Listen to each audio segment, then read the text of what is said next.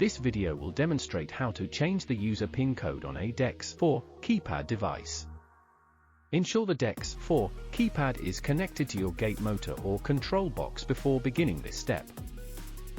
Please refer to the video tutorial on how to connect the DEX4 keypad to your swing or sliding gate system.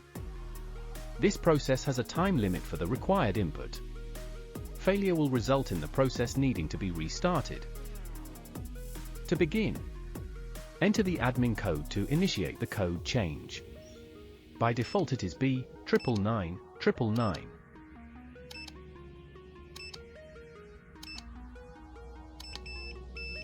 The double beep indicates the input was complete and you can move on to the next step.